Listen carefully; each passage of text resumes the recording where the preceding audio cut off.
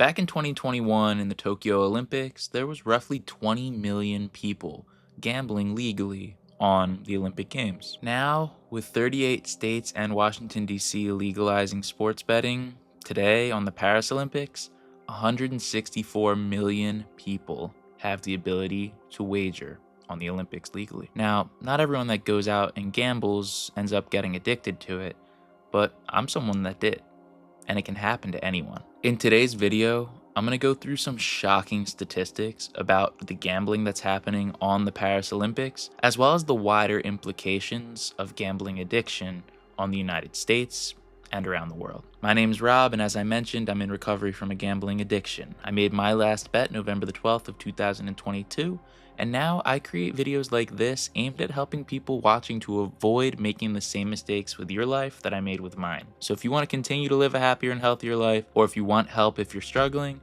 then smash that subscribe button and join this community. With mismatches like we're seeing in the basketball tournament here at the Olympics, people are gambling big money, especially on US sports teams. In fact, experts are estimating that basketball, tennis, and soccer are going to yield the most sports bets coming in from the United States, and it's not even going to be close. With 329 different events to gamble on in 32 different sports, experts are actually estimating that there's going to be more wagering on the Olympics than there was on the Super Bowl this year. The Super Bowl happens to be the most wagered on event ever, but more on that later. Studies show that when there's more events to bet on, people are much more likely to get involved in the action. And that might sound pretty easy to understand, but the way to actually read it is when there's a ton of temptations, people will eventually cave in, go with the crowd, FOMO into making some bets. And that's fine for the majority of people. But when you look at something like the NCAA Tournament, it shows casinos exactly how to structure their rewards incentives to get the most gambling addicts possible throughout the rest of that tournament to place bets. So what they'll do is they'll provide bets on the first few games.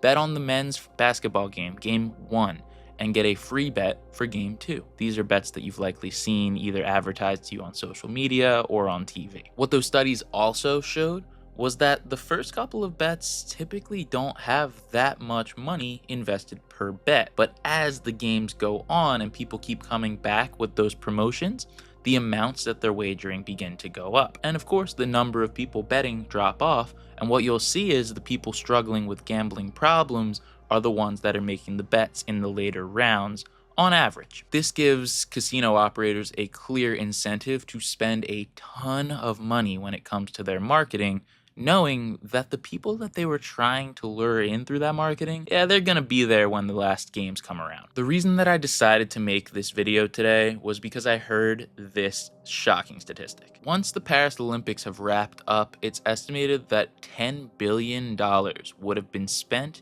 in putting the games on. That's all of the medals, all of the stadiums, paying all the staff, everything that goes into the Olympics, including paying the athletes. But we've already found out that this set of Olympic Games is estimated to bring in well over $23.1 billion, the record set by the Super Bowl previously. And so who's really making the money here? Is it the group that hosted the Olympics? Is it Paris? No. It's the casino operators, and it's not the Olympians at all. What was incredibly dangerous and shocking was this new link between patriotism and gambling that the sportsbook operators seem to be pushing.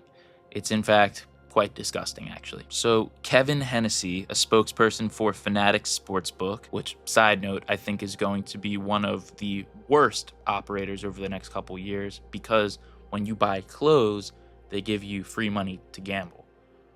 That's definitely not going to cause any problems, right?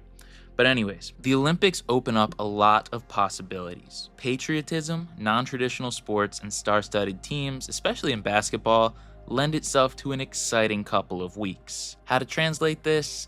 You're not a real American unless you're gambling on our teams. And that is the messaging that is being normalized in different formats all over the country right now. You're not cool unless you're gambling. You're not a sports fan unless you're putting money on the game. Are you seeing that slowly and surely we're creating a situation where if you're not gambling, you're the weird one?